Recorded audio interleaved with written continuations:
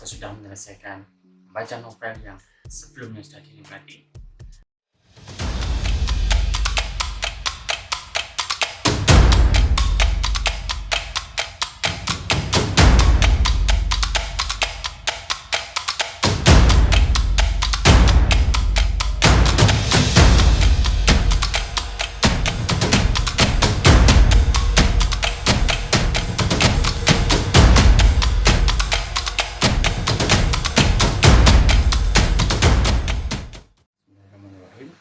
Assalamualaikum warahmatullahi wabarakatuh. Alhamdulillahirabbil alamin. Assalatu wassalamu ala asrofil anbiya'i wal mursalin Sayyidina Muhammadin wa ala alihi wa ashabihi ajmain. Hai, belajar Indonesia yang hebat. Jumpa kembali dengan saya, Adi Purnomo. Pada kesempatan pembahasan melalui video kali ini akan disampaikan materi pembelajaran kelas 12, yakni tentang teks novel, khususnya materi unsur kebahasaan dari teks novel. Dan tujuan pembelajaran pada pertemuan kali ini adalah agar kalian dapat memahami unsur kebahasaan teks novel maupun karya sastra berupa prosa pada umumnya. Baik, kita lanjut untuk pembahasan unsur kebahasaan teks novel. Pertama, teks novel akan banyak dihiasi dengan pemakaian bahasa emotif.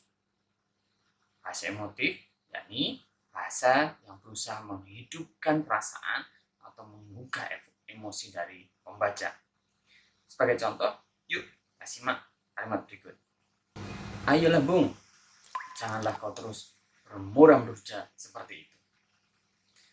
Berlanjut ke unsur yang kedua adalah pengaruh subjektivitas pengarang terhadap novelnya.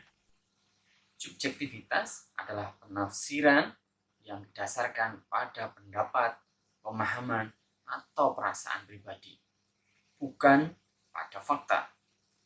Hal ini menimbulkan kecenderungan ciri khas pada novel oleh pengarang tertentu. Berikutnya unsur yang ketiga adalah pemakaian bahasa bermakna denotatif, yakni yang bermakna sebenarnya. Juga pemakaian bahasa konotatif maupun juga asosiatif, yang bermakna tidak sebenarnya. Ekspresif, memberikan bayangan pribadi pengarang. Juga akan banyak menghiasi pilihan kata atau diksi pada novel. Unsur yang keempat, pemakaian bahasa sugestif, yakni bahasa yang bersifat membangkitkan ide atau citra dalam pikiran, berusaha membawa emosi pembaca sesuai dengan kelihaian dari pengarang merangkai kata-kata.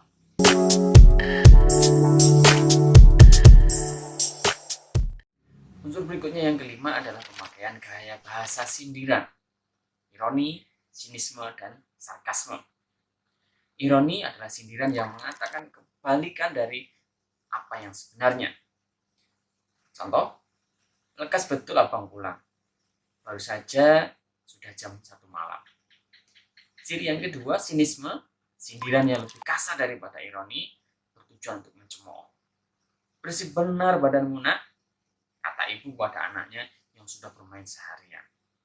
Ketiga, sarkasme, sindiran yang sangat tajam dan kasar hingga dapat menyakitkan hati. Contohnya, hei binatang, nyah kau dari sini. Berlanjut kepada unsur kebahasaan yang keenam, yakni pemakaian bahasa plastis yang bersifat indah, bertujuan untuk mengunggah perasaan dan juga emosi pembaca. Untuk lebih jelasnya, kita simak penggalan visualisasi dari novel berikut ini. Ada banyak tokoh perempuan hebat dalam perkembangan sejarah Islam. Khadijah contohnya, istri Rasulullah bukan saja yang pertama kali menerima agama Islam. Maafkan saya Profesor Fahri, saya sudah lancang memotong penjelasan Anda tadi. Tidak masalah, penjelasan Anda bagus. Andaikan kabut. Fahri, saya ini Hulya. Kamu lupa? She's still available.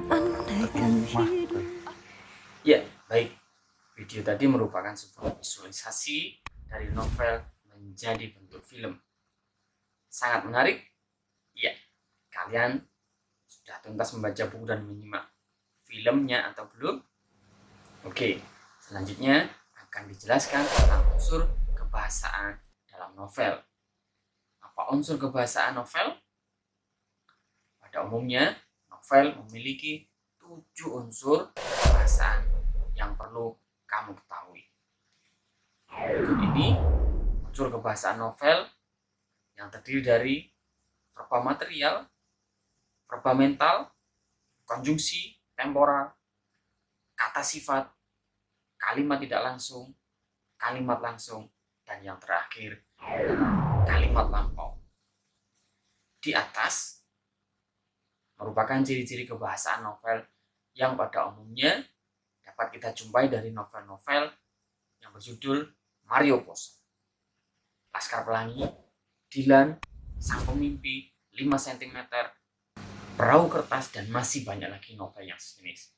Kita bahas satu persatu tentang unsur kebahasaan. Yang pertama, verba material. Verba material adalah kata kerja berimbuhan yang mengacu pada tindakan fisik yang dapat dilihat secara nyata oleh partisipan yang melakukan sesuatu yang bisa disebut sebagai aktor. Sebagai contoh kalimat, verba material melihat anak-anaknya yang mengibarkan bendera merah putih dan mengadakan upacara ala anak kecil.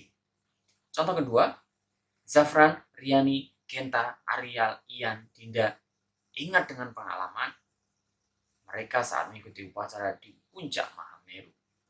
Dalam 2 contoh kalimat di atas terdapat contoh verba material, yakni kata mengibarkan dan mengikuti. Unsur kebahasaan yang kedua bernama verba mental. Adalah verba yang menerapkan persepsi, misalnya melihat, merasa, afeksi, misalnya suka, khawatir, dan kognisi, misalnya berpikir dan mengerti. Pada verba mental terdapat partisipan pengindra dan fenomena. Sebagai contoh penjelas, kita simak kalimat berikut. Arial digambarkan sebagai cowok yang tampan dan banyak perempuan naksir dan berebut ingin menjadi kasihnya. Tapi Arial pada saat itu tidak terlalu memikirkan seorang kekasih. Walaupun pekerjaan itu selalu menemani mereka hingga hari pun tak terasa. Mereka tetap merasakan betapa rindunya lama tak bertemu para sahabatnya. Di dalam 2 contoh yang saya bacakan di atas, terdapat contoh verba mental yang tampak, yakni kata tidak terlalu memikirkan, dan yang kedua betapa rindunya. Ciri yang ketiga adalah konjungsi temporal. Konjungsi temporal adalah kata hubung yang menerangkan hubungan waktu dari 2 peristiwa yang berbeda. Konjungsi temporal termasuk kata hubung yang erat kaitannya dengan waktu. Sebagai contoh berikut. Saat mereka beristirahat untuk pulang keesokan harinya, Riani dan Genta masih di luar tenda. Contoh kedua, Dinda juga ikut menangis mendengar percakapan Genta dan Riani, lalu memeluk erat kakak kembarannya yang tidur di sampingnya. Pada contoh kalimat di atas terdapat contoh yang berupa konjungsi temporal, yakni kata saat dan lalu. Selain kata itu ada contoh kata ketika, konon, pada, setelah, semenjak, dan masih banyak lagi. Berikutnya adalah ciri yang keempat, yakni kata sifat. Ada yang tahu maksud dengan kata sifat? Ya, kata sifat merupakan kelas kata yang mengubah kata benda atau kata ganti, biasanya dengan menjelaskannya atau membuatnya menjadi lebih spesifik. Kata sifat dapat menerangkan kuantitas, kecukupan, urutan, kualitas, maupun penekanan pada suatu kata. Sebagai contoh penjelas, simak kalimat berikut.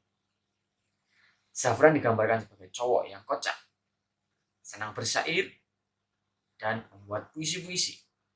Hidupnya seperti kurang lengkap jika tidak bersair selama sehari. Dan yang terakhir adalah Ian, cowok gendut, pecinta bola, dan juga fans berat Manchester United. Riani adalah satu-satunya cewek di kelompok mereka. Riani digambarkan sebagai gadis yang cantik dan juga cerdas. Berikutnya, ciri yang kelima, yang dinamakan kalimat langsung. Ada yang sudah memahami apa itu kalimat langsung? Ya benar, kalimat langsung adalah kalimat yang menirukan ucapan atau ucapan orang lain. Sebagai penjelas, simak kalimat berikut. Fuad mengatakan, apa yang kalian kerjakan? Rini mengatakan, aku akan pergi ke pasar untuk belanja bahan makanan. Dan sebagai pembeda untuk kebahasaan yang keenam, yakni kalimat tidak langsung. Kalian sudah memahami bukan? Ya, kalimat tidak langsung adalah kalimat yang melaporkan atau memberitahukan perkataan orang lain dalam bentuk kalimat berita. Contohnya, simak kalimat berikut ini. Hadi memberitahukan bahwa malam ini dia akan terlambat pulang ke rumah karena harus menyelesaikan pekerjaan yang begitu mendesak.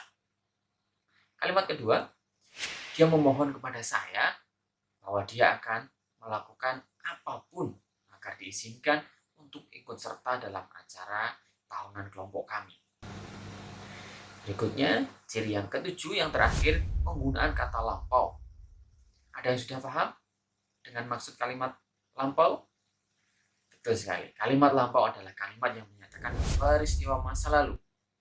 Sebagai contoh, Sabir telah mengerjakan tugas dari dosen pada minggu lalu. Kalimat kedua, pembahasan tentang novel telah dibahas pada pertemuan sebelumnya. Nah, itulah ciri-ciri unsur kebahasaan, novel, dan contohnya yang dikutip dari berbagai sumber dan literatur. Baiklah, bersyukur dengan mengucap alhamdulillah berakhir penjelasan pada pertemuan kali ini. Selesai pula pemaparan video tentang unsur kebahasaan yang melingkupi teks novel. Semoga yang dijelaskan dan disampaikan dapat makin memudahkan untuk kalian semua memahami teks novel secara lebih luas dan tentunya kalian lebih tertarik, bersemangat untuk membaca dan memahami sebuah karya sastra. Ya, bersepeda keliling kota Surabaya, jauh ke sana, riang hati ini. Tetap semangat pemuda Indonesia, senantiasa belajar. Kalau lebihnya mohon maaf. Terima kasih. Ihdinas siratal mustaqim. Assalamualaikum warahmatullahi wabarakatuh.